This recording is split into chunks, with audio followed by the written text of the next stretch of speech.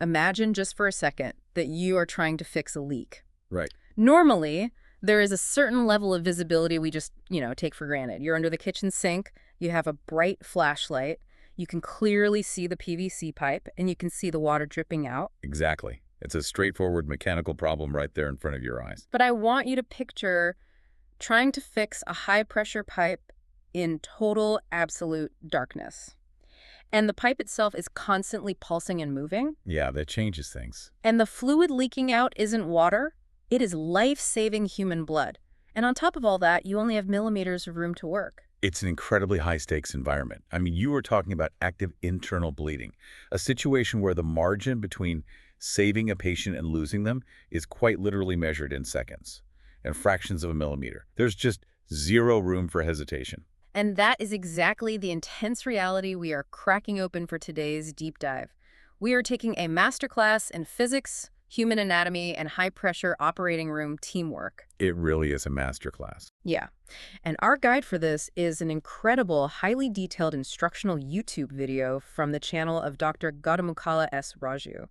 The specific video we're looking at is titled HCC 147532 Multipolar Electrocautery Probe. So by breaking down this material, we're going to learn exactly how doctors pull off this seemingly impossible feat using one hyper-specific tool. Because what's fascinating here is that we aren't just looking at a broad overview of emergency medicine today. We are looking at the absolute calculated rules of engagement. Right. This multipolar electrocautery probe, which you'll also hear referred to as a bipolar probe or a gold probe. It's a tool of extreme precision, but using it requires the operator to understand the literal physics of heat and pressure, the underlying tissue, and, well, the specific biology of the wound. Okay, let's unpack this setup, because the stakes are literally life and death here. When a patient comes into the emergency room vomiting blood or showing signs of a severe internal bleed, say, from a ruptured peptic ulcer in the stomach, the doctor goes in with an endoscope. Right, which is their eyes and hands in that dark space. Exactly. For anyone unfamiliar, think of an endoscope as a long, flexible, steerable tube. It has a high-definition camera on the end, a light source, and a hollow working channel. And through that hollow channel, they feed this long, wire-like multipolar probe. And the probe isn't a one-size-fits-all thing. No, it's not. Dr. Raju's breakdown mentions the probe comes in different sizes, specifically a 7 French or a 10 French size. And just as a quick aside for you listening, French is just the universal medical scale used to measure the outer diameter of catheters and tubes. Yeah, and the procedure generally dictates using the larger 10 French probe when you are dealing with something substantial, like a heavily bleeding peptic ulcer. Wait, why the larger one, though? I mean, if you were in a tiny space, wouldn't a smaller, more precise 7 French probe be better for targeting a tiny vessel? You might think so, but it actually comes down to surface area and physical force. Oh, really? Yeah. The 10 French probe has a wider footprint at its tip. When you're trying to plug a high-pressure leak, you need a larger surface area to distribute the pressure evenly across that ruptured blood vessel. A tiny tip might just poke straight through the damaged tissue. Oh, wow, yeah, making it worse. Exactly. Whereas the wider 10 French tip can effectively compress a larger segment of the artery. Because just having the tool in the body is only step one. The actual physics of stopping the bleed relies on a technique called coaptive coagulation. Let's break that phrase down. Coaptive coagulation. Coapt essentially means to bring two surfaces tightly together, right? Correct.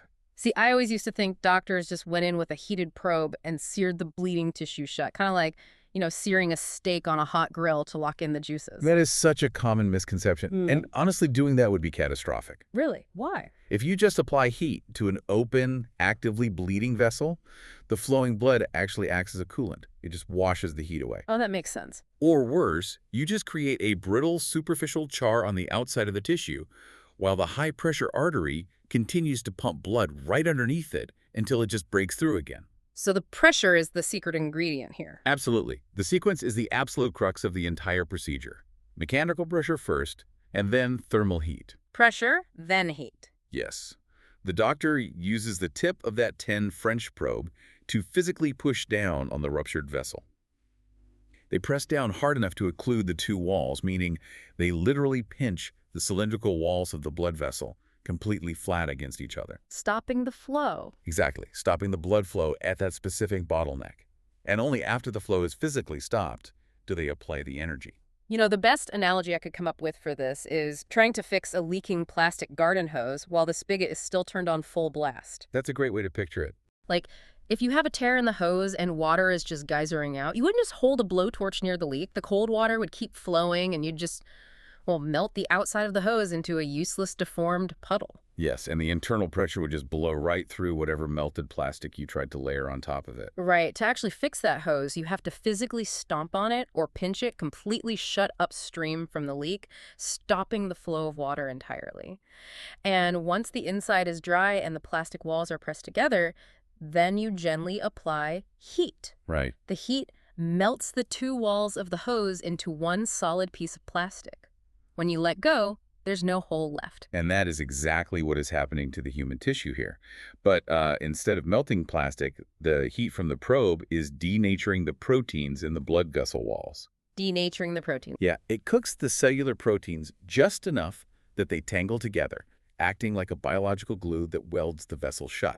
And the delivery of that heat is governed by a very strict, almost sacred protocol.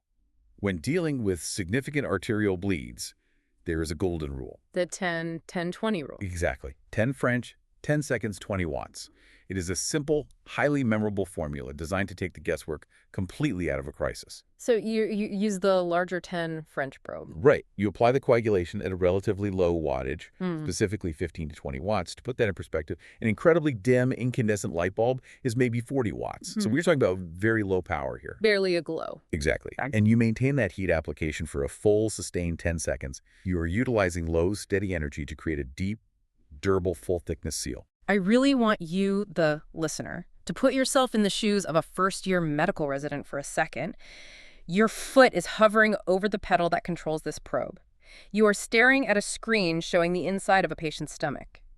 You apply the pressure, you press the pedal, and you have to hold it there for 10 seconds. It sounds easy, right? Well, in a normal setting, 10 seconds is nothing. Waiting for an elevator for 10 seconds goes by in a flash. But in this environment, holding a live thermal probe against the internal organ of a bleeding patient, 10 seconds has to feel like an absolute agonizing eternity. The psychological weight of that moment cannot be overstated. Yeah. When you are looking through a camera at an active hemorrhage, the natural human instinct is to tap the pedal, deliver a quick burst of heat, pull back to see if the bleeding stopped, and, breathe a sigh of relief. Because you're terrified of burning a hole straight through the patient's stomach wall. Which is the worst possible thing you can do. If you lift your foot at 6 seconds, the proteins haven't fully welded. The moment you release the physical pressure, the artery just blows open again, and now you had a bleeding artery that is also thermally damaged and much harder to grip. So to combat this fear, Dr. Raju's masterclass recommends having an assistant in the room literally count it out loud, like 1, 2, 3, all the way to 10. That auditory cue is vital. It forces the endoscopist to override their panic reflex. It anchors them to the physics of the procedure rather than the anxiety of the moment. Because for serious arterial bleeding, that 10-second rule is completely non-negotiable. Right. Speaking of serious arterial bleeding, ulcers are one thing. An ulcer is essentially a crater of damaged stomach lining where a blood vessel has been exposed and eroded. But the video outlines another type of arterial bleed that requires this exact same heavy-duty 10-second treatment. Yes. And it is called a Dieulafoy's lesion. I had never even heard of this before this dip dive. It is a notoriously insidious type of bleed. With a standard peptic ulcer, as you mentioned, you have a visible area of ulcerated inflamed tissue. The doctor has a visual warning sign of where the damage is. Right, like a big red flag. But in a Dieulafoy's lesion, the mucosal surface, the lining of the stomach, looks completely normal and healthy. Wow. Yeah.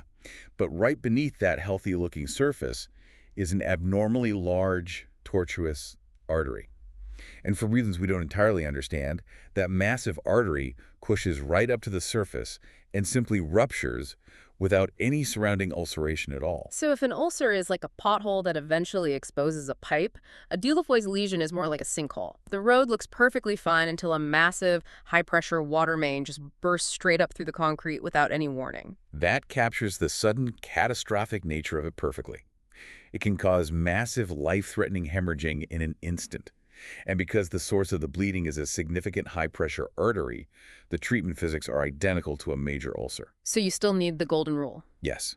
You need the wide footprint of the 10 French probe, you need the 15 to 20 watts of power, and you must hold your nerve and apply it for at least 10 seconds to achieve hemostasis. which is the medical term for arresting the bleeding. Okay, let me play devil's advocate for a minute. Sure.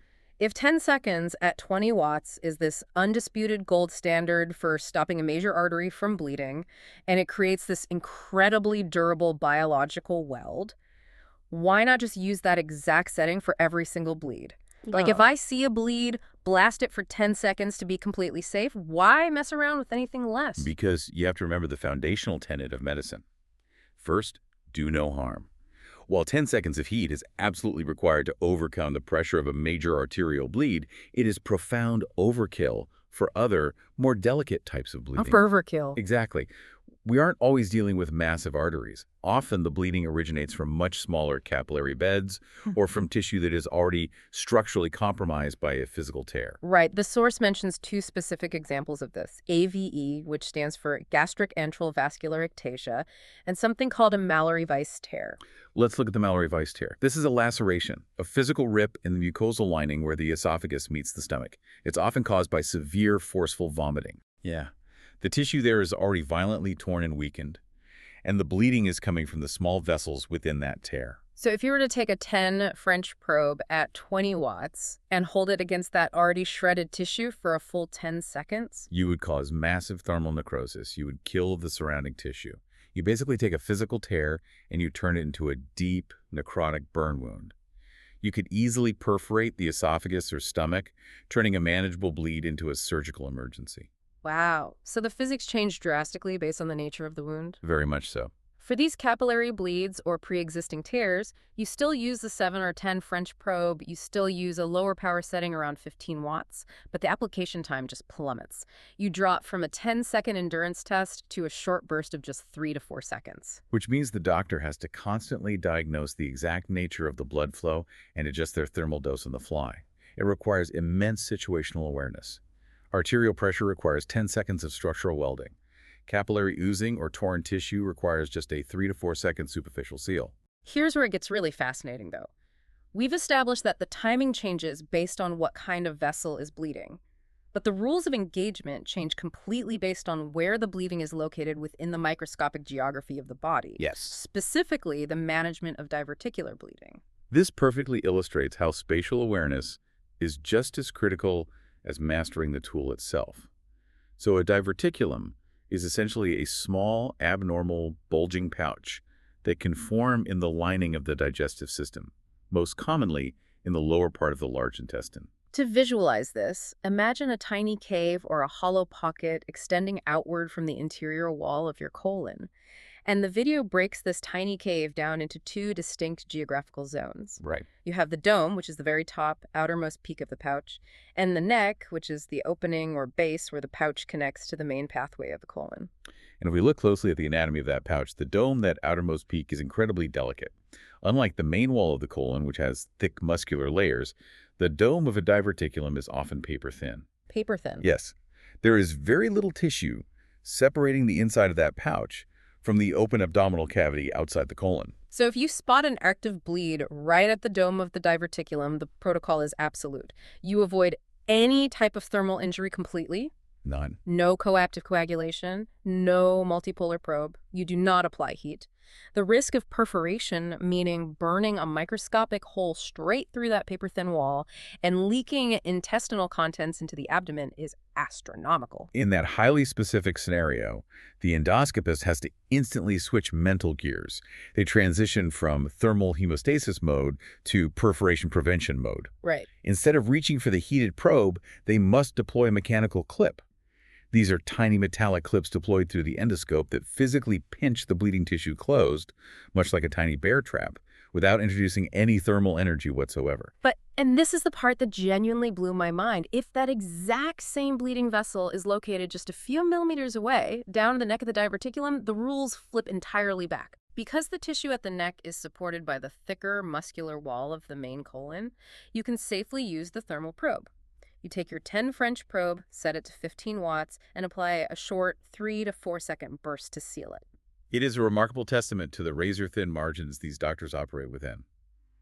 The decision between safely cauterizing a bleed and accidentally causing a fatal perforation depends entirely on millimeter-specific geography within an anatomical structure that might only be the size of a marble. We've covered the physics of the coaptive coagulation, the agonizing psychology of the 10-second wait, and the microscopic spatial awareness required for different organs. But, I mean, all of this theory is completely useless if you don't have the real-world operational setup to execute it in an emergency. Very true. How does a team of human beings actually manage this under the chaotic, adrenaline-fueled stress of an active GI bleed? Well, Dr. Raju's breakdown gives us a fantastic look behind the curtain at the actual operating room choreography. First, we need to understand the elegance of the device itself. It is a bipolar device. This means it does not require a return electrode or a grounding pad. Oh, right. Because if anyone has ever seen or had a traditional electrosurgery procedure, the nurses usually have to stick a large, sticky grounding pad on your thigh or your back. Exactly. In those older monopolar systems, the electrical current goes from the surgical tool through your entire body and out through that grounding pad to complete the circuit. But this multipolar probe is entirely self-contained. How does it keep the current contained? It's brilliant, really. At the very tip of the probe, there are microscopic gold electrodes spaced just fractions of a millimeter apart. The electrical current travels only between those tiny electrodes at the tip, passing through just the millimeter of tissue pinched between them, rather than traveling through the patient's entire body. That's incredible. Yeah, you simply plug the connecting cable into the bipolar socket on the generator, hook the probe to that cable, and you are ready. But delivering current is the easy part. You have an active, high-pressure bleed inside a dark, confined space. There's dark red blood everywhere, pooling and completely obscuring the tiny camera on the endoscope. You can't perform precise coaptive coagulation if you can't see the hole. Right, you're flying blind. So the setup involves crucial fluid management attachments. The assistant will have several syringes prepped. One is a 10 cc syringe filled with a highly specific mixture of saline and dilute epinephrine. The dilution ratios mentioned are fascinating, by the way. Either 1 in 10,000 or 1 in 100,000. Epinephrine is just adrenaline. Why dilute it so heavily? Why not just hit the area with pure adrenaline to shock the blood vessel into constricting so you can see? Because pure adrenaline would cause such profound and prolonged vasoconstriction, squeezing the blood vessel so tightly that the surrounding healthy tissue would be completely starved of oxygen and die. Oh, man. Yeah, you would cause localized necrosis and create a massive new ulcer. By diluting it to 1 in 10,000, you cause just enough temporary localized spasm in the bleeding vessel to slow the hemorrhage. It buys the doctor a brief window of visibility. And alongside the epinephrine, the assistant wields a much larger syringe filled purely with normal saline. This is essentially the power washer. Yes. When the screen turns red, the team forcefully flushes water through the scope to blast away the pooling blood and clots so the endoscopist can actually see the precise millimeter where the vessel is ruptured. And advanced proprietary systems actually integrate all of this into one seamless unit. There are systems equipped with their own mechanical pump and a built-in water jet function right alongside the bipolar current delivery. So the endoscopist controls this entire symphony of tools by stepping on a blue foot pedal. You maneuver the scope with your hands, press the probe into the tissue, step on the pedal to trigger the heat, and hold perfectly still while your assistant counts out 10 seconds. It is like operating a complex piece of heavy machinery, but you're doing it on a microscopic scale inside a living person. It creates a true cockpit environment. And just like in aviation, having the most advanced technology in the world is useless if crew communication breaks down. The assistant's role is just as critical as the surgeon's. Absolutely. The masterclass emphasizes a very specific verbal checklist that the assistant must use. When a patient is bleeding out and monitors are beeping, there is zero room for assumptions. None. The assistant is trained to utilize closed-loop communication, clearly stating out loud exactly what they have set up. The quote used in the source is, "Doc, I picked up the 10 French catheter set at bipolar 20 watts. That standardized communication is a vital safety mechanism. If the endoscopist believes they are pressing down with a large 10 French probe at 15 watts, but the assistant actually handed them a narrow 7 French probe set at 20 watts, their mental calculations for pressure and timing are going to be dangerously incorrect. Right. Stating the variables out loud forces everyone in the room to confirm that the physical reality matches the mental plan. But what happens when the plan is executed perfectly, the communication is flawless, and it still fails? Because the breakdown doesn't shy away from complications. No, it doesn't. It notes that if you apply too much heat, you perforate the organ. If you don't apply enough pressure before the heat, the bleeding just continues. But then there's the ultimate worst-case scenario. Sometimes the ruptured vessel is simply too large. You use the 10 French probe, you compress it, you apply the 20 watts for 10 seconds, but the sheer hydraulic pressure of the artery is just too massive. It happens. It blows right through the biological weld, leading to uncontrolled, massive bleeding. What is the immediate backup plan then? When endoscopic measures fail, the team must instantly abandon the scope and escalate to highly invasive interventions. The first fallback option is emergent interventional radiology, or IR. Walk us through how that differs from what the endoscopist was just trying to do. So the endoscopist was inside the hollow stomach trying to patch the leak from the outside of the pipe. Interventional radiology approaches the problem from the inside of the plumbing. An IR specialist will puncture a major artery, usually in the patient's groin or wrist, and thread a microscopic, flexible catheter all the way up through the body's vascular system. That is wild. Using live X-ray guidance, they navigate this catheter through the maze of blood vessels until they reach the exact bleeding artery in the stomach. But from the inside, once there, they perform an embolization. They inject tiny platinum coils or microscopic particles directly into the artery to physically jam it up and block the blood flow. That is incredible. They are snaking a wire through your leg to plug a leak in your stomach from the inside out. But what if the IR team isn't available or the patient is bleeding so fast their blood pressure is crashing and they just don't have time to thread a catheter from the groin? Then you are left with the final, absolute last resort, emergency open surgery. This involves a laparotomy. A trauma surgeon will make a large, rapid incision down the center of the patient's abdomen, physically open the stomach or intestine, manually locate the geyser-ring blood vessel with their hands, and physically suture or stitch the vessel shut with a needle and thread. It is deeply sobering how quickly the reality of the room can shift. You go from a delicate, calculated 10-second application of a tiny heated probe to a massive open abdominal trauma surgery in the blink of an eye. Which is precisely why that initial 10-second application, the precise pressure, and the meticulous teamwork must be executed perfectly. The weight on the endoscopist's shoulders when they press that blue pedal is immense. This entire deep dive has been an absolute revelation.